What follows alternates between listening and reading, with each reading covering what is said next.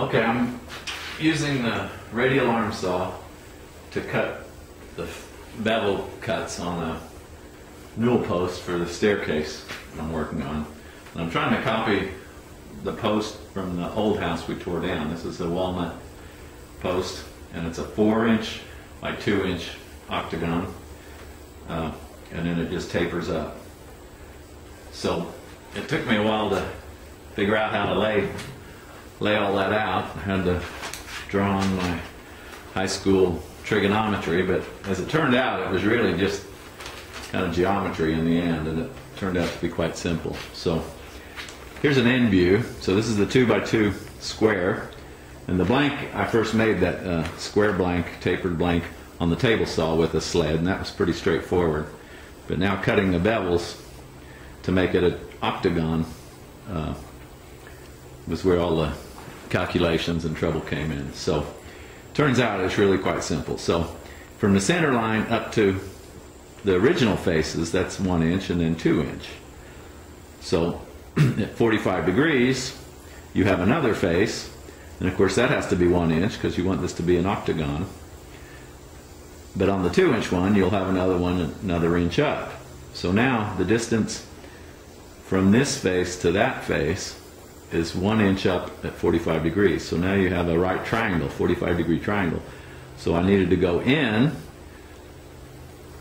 by the legs of the triangle and up by the legs. So if you take a triangle with a hypotenuse of 1, then using the Pythagorean theorem, a squared plus b squared equals c squared, it turns out to be the square root of 0.5 for the two legs. So that's 0.707 inches. So I move it over, I move it up 7.7.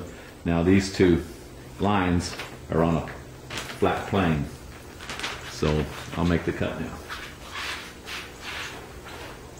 with my earplugs.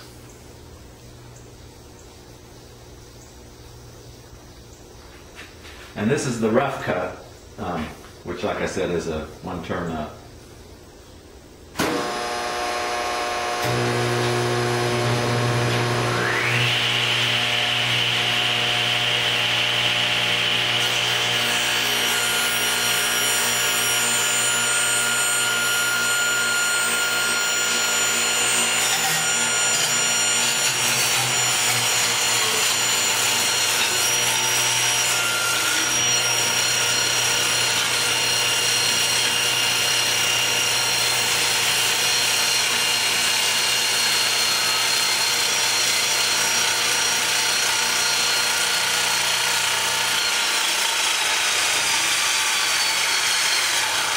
Blade brake to slow it down.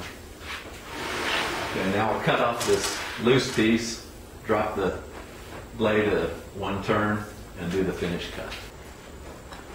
Okay, here goes the finish cut.